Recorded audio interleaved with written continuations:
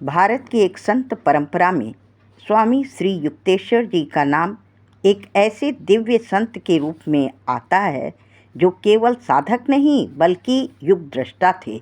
उन्होंने कैवल्य दर्शनम नामक पुस्तक लिखी, जिसका उद्देश्य स्पष्ट रूप से यह बताना है कि विभिन्न धर्मों द्वारा बताए गए सत्य में कोई अंतर नहीं है।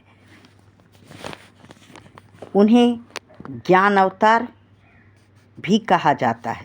बाइबिल और गीता के महान ज्ञाता थे। पूर्व एवं पश्चिम के संगम पर बल देते थे। उनकी इसी विशेषता के कारण मृत्युंजय महाअवतार बाबा ने 1894 ईस्वी में प्रयागराज के पवित्र कुंभ मेले में उनसे सनातन धर्म और ईसाई धर्म के ग्रंथों में एकता पर संक्षिप्त पुस्तक लिखने के लिए कहा। बाबा जी के आदेश पर कैवल्य दर्शनम नामक पुस्तक उन्होंने लिखी।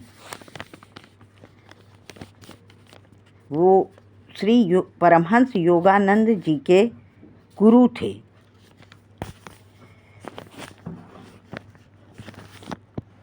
दस मई 1855 को पश्चिम बंगाल के श्रीरामपुर नगर में जन्मे श्री युक्तेश्वर जी का बचपन में नाम प्रियनाथ कड़ार था।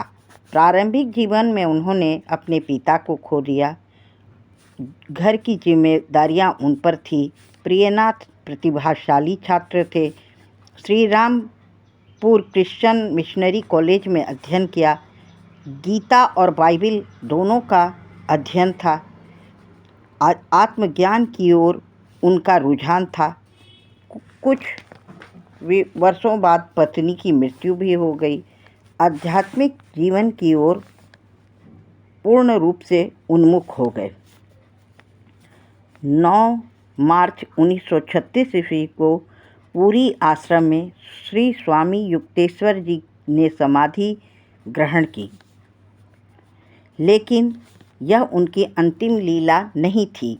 ब्रह्मलीन होने के बाद भी शिष्य योगानंद को मुंबई में एक वृद्ध महिला शिष्य को पुरी में ओडिशा में सशरीर दर्शन दिए। हिरण्यलोक के बारे में विस्तृत ज्ञान दिया। उन्होंने बताया कि सूक्ष्म जगत की उन्नत आत्माओं को मुक्त करने के कार्य में लगे हुए हैं। उनका यह पुनरुत्थान दर्शन दर्शाता है कि आत्मा की यात्रा मृत्यु के बाद भी जारी रहती है। योगी कथा अमृत में इसका वर्णन उन्होंने किया।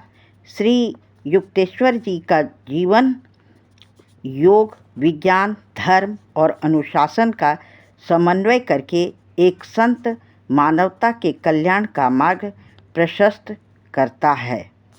उनका कहना है, आत्मसंयम के सिंह बनकर संसार में विचरण करो। इंद्रिय दुर्बलताओं के शिकार मत बनो।